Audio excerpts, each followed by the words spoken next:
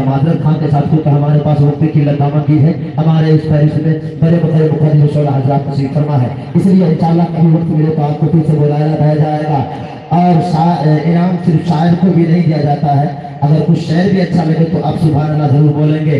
اگر خاموش بھی رہے تو تکلم ٹپک پڑے، سبحان اللہ۔ اگر خاموش بھی رہے تو تکلم ٹپک پڑے، جنبش لبے پہ ہو تو تبسم ٹپک پڑے۔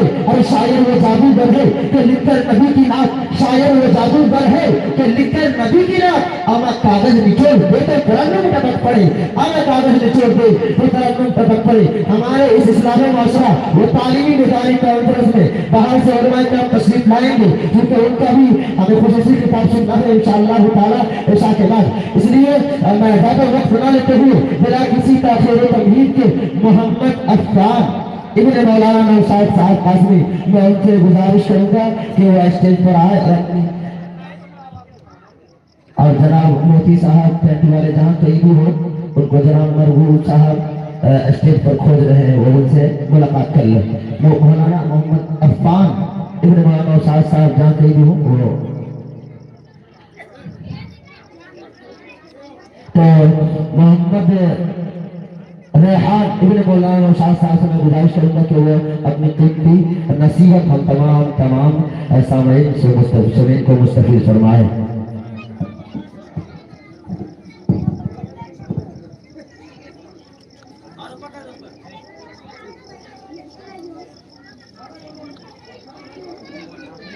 السلام علیکم ورحمۃ اللہ وبرکاتہ۔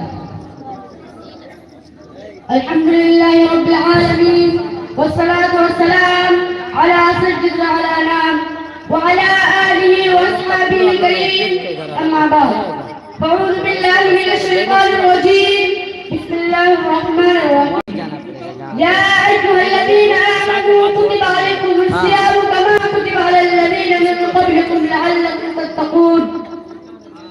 وقال رسول الله صلى الله عليه وسلم اور كما قال علیہ الصلوۃ والسلام، اے مسلمانوں، کھیتیاں سرسبز ہے تیری غزل کے واسطے، چاند و سورج اور ستارے ہیں ہزار کے واسطے، بہروں پر شمس و قمر ہما و شمع کے واسطے، یہ جہاں تو اور تم خدا کے واسطے۔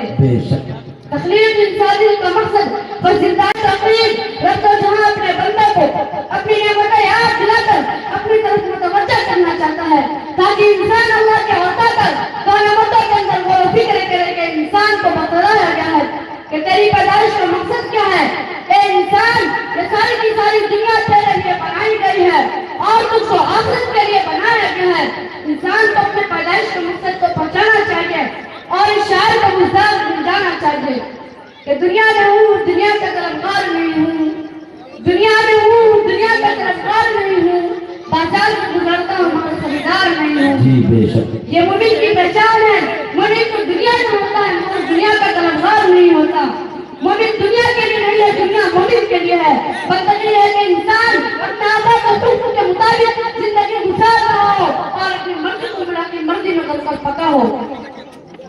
چنانچہ شاعر فرماتے ہیں وَمَا خَلَقْتَ الْجِنَّ وَالْإِنسَ إِلَّا لِيَعْبُدُونَ، ترجمہ ہم نے جنات اور انسان کو اپنی عبادت کے لیے پیدا فرمایا، گویا کہ انسان کی زندگی اللہ رب العزت کی بندگی ہے۔ برادران عزیز، ابھی جو آیت آپ کے سامنے پڑھی گئی اس کا تعلق میں العاقلین کے حکم کے ساتھ ہے۔ وہ حکم اتنا اہم ہے جو حضرت آدم علیہ السلام سے لے کر آج تک برابر چلا آ رہا ہے، اور یہ شرک اس عبادت کو حاصل ہے کہ دنیا میں جتنے بھی مذاہب ہو، خواہ وہ آسمانی مذاہب ہو یا انسان کا خود سے خدا مذاہب ہو، ہر ایک مذہب کے اندر اس کا کسی نہ کسی شکل میں وجود ملتا ہے، وہ ہے روزہ۔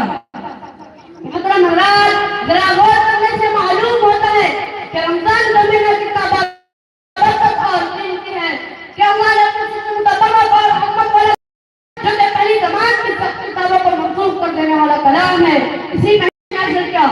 اور اس مبارک مہینے میں اللہ رب العالمین شر کے شیاطین کو بند کر دیتے ہیں اور ثواب میں زیادتی کر دیتے ہیں اور عذاب کو خفت کر دی جاتی ہے۔ اس مہینے کے اندر ایک رات کی برکت اور قیمتی ہے جو ہزاروں مہینوں سے افضل ہے، اسی चंद बातों से तकरीर को खत्म करता हूँ। वाक़िअ दावा अल्हम्दुलिल्लाह रब्बिल आलमीन। जज़ाकुमुल्लाहु अहसनल जज़ा। बहुत ही कम वक्त में कीमती बात हम तमाम सामईन को सुना गए और हम लोग देखते ही रह गए। आइए मैं फिर से बिला किसी ताक़ीद तमहीद के जनाब मसूद रज़ा मुतालिम जामिया रब्बानी मंदरवा शरीफ समस्तीपुर से गुजारिश करूंगा कि वो आए और नजराना अक़ीदत पेश करे। मैं उनसे गुजारिश करूंगा कि आप 4 से 6 उससे आगे दूसरा तक ना जाए।